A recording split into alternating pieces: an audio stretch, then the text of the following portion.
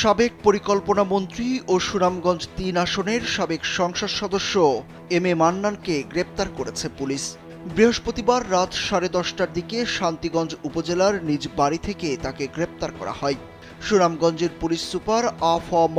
আনোয়ার হোসেন খান কালবেলাকে বিষয়টি নিশ্চিত করেছেন। তিনি জানান, ৪ আগস্ট সুনামগঞ্জ শহরে ছাত্র জনতার উপর হামলায় দায়ের করা মামলার আসামি হিসেবে তাকে গ্রেপ্তার করা হয়েছে। শুক্রবার এম এ মান্নানকে আদালতে হাজির করে রিমান্ড চাওয়া হবে বলেও জানান তিনি। এই ঘটনাসহ ছাত্র জনতার উপর হামলার ঘটনায় তার যুক্ত থাকার বিষয়ে জানতে চাওয়া হবে।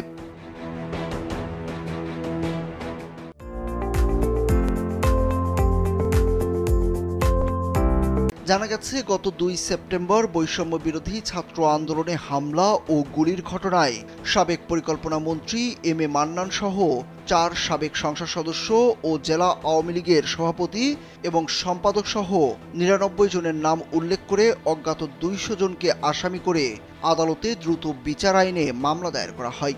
ওই দিন দুপুরে সিনিয়র জুডিশিয়াল ম্যাজিস্ট্রেট নির্জন কুমার মিত্রের আদালতে মামলা দায়ের করেন দোয়ারাবাজারের এরোয়াখাই গ্রামের মোহাম্মদ হাফিজ আহমেদ। তিনি ওই গ্রামের মোহাম্মদ নাজির আহমেদের ছেলে। ছাত্র জনতার অভ্যুত্থানের মুখে ৫ আগস্ট দেশ ছাড়েন শেখ হাসিনা। এরপর থেকে এখন পর্যন্ত আওয়ামী লীগ সরকারের মন্ত্রী, সংসদ সদস্য, উপদেষ্টা ও শীর্ষ পর্যায়ের নেতা মিলিয়ে ৩২ জনকে গ্রেপ্তার করা হলো। উনি এজাহার নামী আসামি, সাবেক মন্ত্রী জনাব এম এ মান্নান।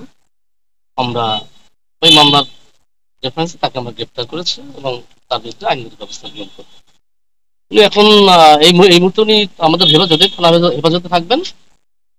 আমরা যেটা আইনের যে পরিধি আছে সে পরিধির মধ্যে থেকে ওনাকে আমরা কোর্টে